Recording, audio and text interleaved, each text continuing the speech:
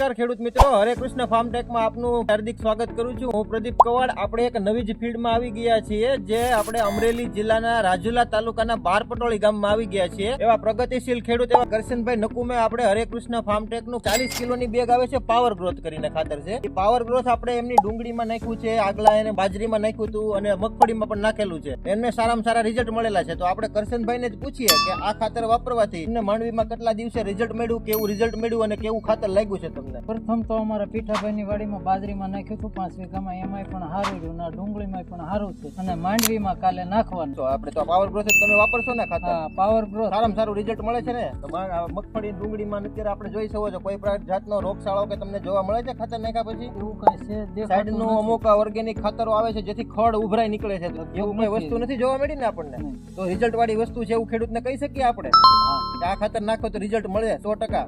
સારું થાય એમ. સારી વસ્તુ થાય ને, મોલાદ સારી થાય, પાક સારો થાય અને ખર્ચો ઓછો, હા, એ આપણે કરી શકીએ ને આમાં. બીજું કોઈ આમાં તમે ડીએપી ઉરિયા કોઈ જાતનું ખાતર વાપરેલું છે? આમાં નથી વાપરેલું, ખાલી ઓર્ગેનિક એક જ રાખેલું છે. ઓકે ખેડૂત મિત્રો, તો આપ જાણી શકો કરશનભાઈ કે પ્રમાણે ખાલી આપણે પાવર ગ્રોથ ખાતર જ વાપરેલું છે, બીજું કોઈ પણ રાસાયણિક ખાતર વાપરેલું નથી અને સારામાં સારી આખી ખેતરમાં જોઈ શકો છો રિઝલ્ટ મળેલું છે. નમસ્કાર.